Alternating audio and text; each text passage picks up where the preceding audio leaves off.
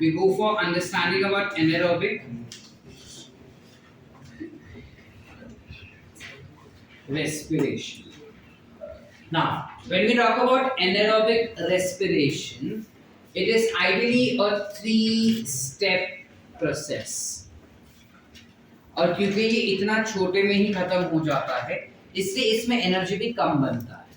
ठीक है? So when we talk about anaerobic respiration, simple है. You have glucose molecule which tends to get converted to pyruvic acid. Glucose जब pyruvic acid में convert होगा, तब in between you have production of what all things? NADH2. NAD gets converted to NADH2. कितने NAD? 2. Net reaction, and you will have 2 ADP which gets converted to 2 ATP. आसान? समझे कि नहीं? ये pyruvic या पायरुविक एसिड जो है, it will get converted to acetaldehyde. Now when pyruvic acid is getting converted to aldehyde, you will have removal of carbon dioxide. There is removal of carbon dioxide. अब क्योंकि carbon dioxide निकल रहा है, इस वजह से इस एंजाइम का नाम जो इस रिएक्शन को कैटलाइज करता है will be what? Very good. Carboate, pyruvate, decarboxylase. Now this enzyme, which is pyruvate decarboxylase, will require certain cofactors for its activity. We know what are cofactors? Yes or no? So it requires cofactors like PPP and zinc for its activity. PPP काय असतं sir? PPP is nothing but thiamine pyrophosphate. PPP is nothing but thiamine pyrophosphate. ठीक है? This thiamine is nothing but the vitamin thiamine. ठीक है? Not the nucleotide. This acetaldehyde further gets converted to form. अब ये 2 molecule बन रहा है ना पायरुविक एसिड का, तो कार्बन डाइऑक्साइड भी 2 मॉलिक्यूल रिलीज होगा, तो फिर एसिटाल्डिहाइड भी कितना बनेंगे? तो इसमें से बनने वाला अल्कोहल भी 2 मॉलिक्यूल बनेगा. So you get 2 molecules of ethanol. बस. अब अल्डिहाइड से अल्कोहल बनने के लिए हमें चाहिए होता है NADH2. क्यों सर? क्योंकि अल्डिहाइड से अल्कोहल बनने के लिए हाइड्रोजन ऐड करना पड़ेगा. तो NADH2 उसका हाइड्रोजन रिलीज कर देता है और बन जाएगा NAD. सो यही वाला इधर जाता है और यही वाला वापस इधर आता है, जिस वजह से इलेक्ट्रॉन ट्रांसपोर्ट चेन का हमको जरूरत नहीं है. अब clear? This becomes N anaerobic respiration, जहां पे इसमें से हमें कुछ एनर्जी बन के ही नहीं मिलता, because it is getting rotated by itself. सिर्फ यहीं पे एनर्जी बनता है. That is the reason net reaction अगर लिखूंगा तो मैं लिखूंगा कि एक ग्लूकोज मॉलिक्यूल 2 इथेनॉल देता है, 2 कार्बन डाइऑक्साइड देगा और 2 एटीपी देगा. आसान? चले आगे. ये टाइप का रिएक्शन कौन करता है? तो ये टाइप का रिएक्शन काफी सारे अलग अलग केमिकल्स कर सकते हैं. अच्छा, यहाँ पे एंजाइम का नाम हो जाएगा डिहाइड्रोजिनेज. इस टाइप का रिएक्शन करते हैं काफी सारे बैक्टीरिया, काफी सारे फंगाई, जिनमें से एक हमारा फेवरेट है विच इज ईस्ट. ईस्ट में हमारा एक और फेवरेट है विच इज सैक्रोमाइसिस. ठीक है? अच्छा, हमारा एनसीईआरटी बोलता है कि जब जब सैक्रोमाइसिस अल्कोहल बनाता है, तब अल्कोहल बनाते बनाते बनाते बनाते जब कॉन्सेंट्रेशन 13% हो जाता है, बच गया में, जब कॉन्सेंट्रेशन 13% का हो जाता है, when it becomes 13%, तब ये जो ईस्ट होता है वो अपने आप को ही पॉइजनस कर देता है. मीनिंग 13% से ज्यादा अगर अल्कोहल हो जाता है तो उस अल्कोहल, इतने हाई कॉन्सेंट्रेशन के अल्कोहल प्रेजेंस की वजह से ये ईस्ट खुद ही मर जाता है. Are we clear, beta? Yes. Any doubts? All sorted? That's with respect to anaerobic respiration, which we can also specify as fermentation. ठीक है, fermentation नाम क्यों आया? Because इस पर्टिकुलर प्रोसेस के दौरान कार्बन डाइऑक्साइड के बबल्स बनते हैं और बबल्स को हम कहते हैं फर्वोस. We call it as furvose, and furvose is bubble. So because during every anaerobic respiration you have carbon dioxide bubbles which are formed, the term comes as fermentation. Are we clear? चले आगे. जब हमारे muscles का बात करेंगे तो हमारे muscles के अंदर ग्लूकोज से बनेगा पायरुविक एसिड और पायरुविक एसिड से सीधा बनता है लैक्टिक एसिड.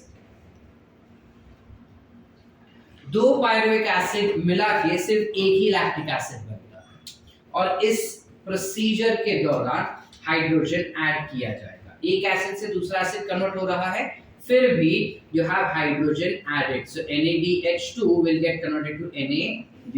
इसका hydrogen will be taken up by this one and added to form lactic acid. The enzyme that is involved for carrying out this reaction becomes lactate.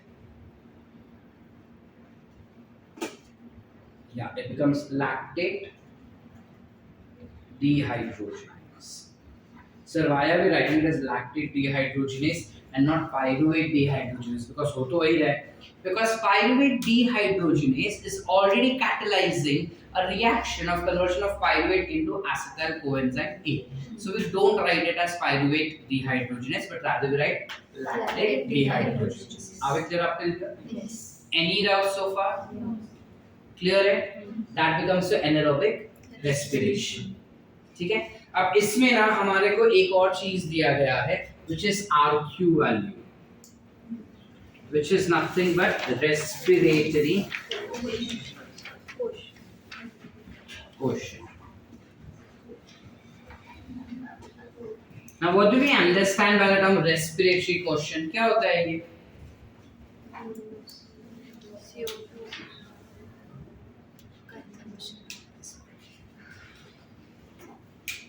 That is the definition. हम क्यों चाहते हैं RQ value जानना? इससे मुझे क्या फायदा? इससे मुझे ये पता चलेगा कि जो कंपाउंड है वो कितना अच्छा रेस्पिरेटरी सबस्ट्रेट बन सकता है और कितना कम. वो मुझे कितना एनर्जी दे सकता है और वो एनर्जी पाने के लिए उसे कितना कार्बन डाइऑक्साइड या कितना ऑक्सीजन लगेगा. Yes. Are we clear? So what is RQ value? It is nothing but ratio of CO2 evolved is to oxygen utilized. क्या कंज्यूम? ठीक है. सो जब हम बात करते हैं स्पेसिफिकली ग्लूकोज मॉलिक्यूल का, किसी भी कार्बोहाइड्रेट का, but to be very specific glucose molecule का, ग्लूकोज मॉलिक्यूल में you will have two oxygen molecule that is been producing two carbon dioxide, so together it gives you 1 as a ratio. So उसका RQ value becomes what? Which is unity? Huh? It becomes unity. Yes. So it is said to be one of the perfect kind of respiratory quotient. जब हम दूसरे का बात करें which is palmitic acid, which is a type of lipid, इसमें you have 138 if I'm not mistaken, 108, 102 carbon dioxide which is produced over 145 oxygen. That brings me somewhere around 0.7.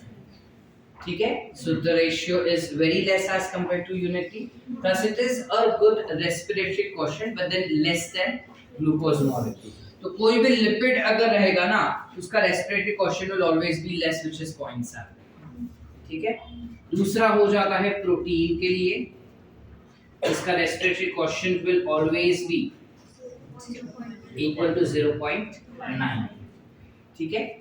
जब हम organic acids का बात करते हैं, कोई भी ऑर्गेनिक एसिड लो, acetic acid, ऑक्सालोएसिटेट, ऑक्सालोसक्सिनेट, किसी का भी, उसका respiratory quotient will always be more than 1. ठीक है. ऑर्गेनिक का will always be more than 1. Are we clear up till here? Respiratory quotient is sorted. Yes. एक पॉइंट जो हमारा अभी बाकी है समझना is that कि हमारे बॉडी में जब हम खाना खाते हैं हम सिर्फ ग्लूकोज तो खाते नहीं, ग्लूकोज के साथ हम दूसरे भी चीजें खाते हैं हमेशा, अलग अलग टाइप के lipids and proteins and etcetera. तो ये जब हम खाते हैं तब ग्लाइकोलाइसिस तो सर होगा ही नहीं उसके अंदर, तो उनका क्या, तो जो दूसरे अलग अलग कंपाउंड्स है लाइक फॉर एग्जांपल प्रोटीन हुआ या लिपिड्स हुआ, protein can get converted to a common product which is acetyl coenzyme A, याद रखना, it gets converted to acetyl coenzyme A. So does your lipid also gets converted to form acetyl coenzyme A. Are we clear? Yes. So अगर हमें question आया कि कौन सा common point है जहां पे तीनों carbohydrates, proteins as well as lipid merge हो सकते हैं, so the compound is acetyl coenzyme A. However, कुछ प्रोटीन्स ऐसे भी है जो पायरुविक एसिड भी बना सकते हैं, so प्रोटीन से पायरुविक एसिड से भी स्टार्ट कर सकते हैं प्रोटीन्स जो रहेंगे वो, या फिर वो एसिटाइल कोएंजाइम से भी स्टार्ट कर सकते हैं, it depends. Are we clear everyone? Any doubts? पूरा कॉन्सेप्ट सॉर्ट? पक्की बात? With that we end with your respiration in plants, ठीक है?